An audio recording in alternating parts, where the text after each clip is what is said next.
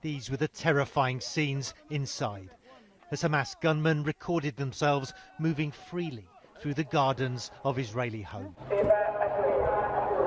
Code red, the Israeli loudspeaker blares in Hebrew, punctuating the sporadic gunfire.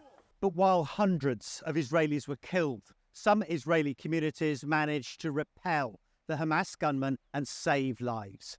At Kibbutz Mefalsim, also near Gaza, residents pushed back a Hamas attack and found documents on the bodies of the militants they killed, with disturbing, highly accurate intelligence on their homes.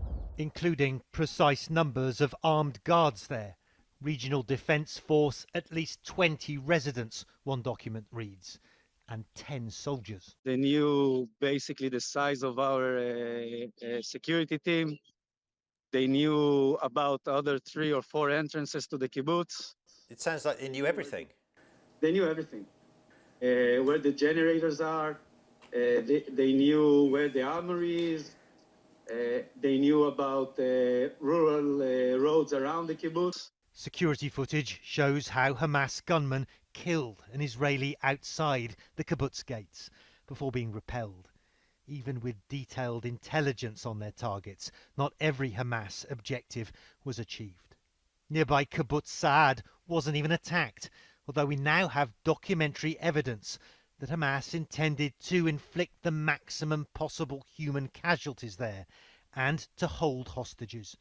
A highly detailed street map found on another Hamas gunman and obtained by CNN shows individual buildings in Saad identified and assessed for their military value. The communal kitchen, for example, is described as the main place suitable for holding hostages. Inside the guard room, the soldiers must be neutralized, the Hamas instructions say. While the kibbutz dental clinic is designated a place for first aid for both enemies and friends. Israeli residents of Saad say they also found that level of detail astounding. Shockingly, the details are very accurate. The map is a map of our kibbutz.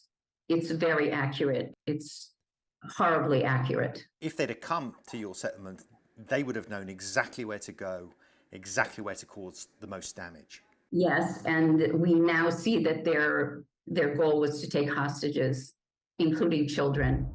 Israeli officials say they found other documents too that advise attackers to kill anyone posing a threat or causing a distraction, to keep captives away from arms or means of suicide, and to use them as cannon fodder.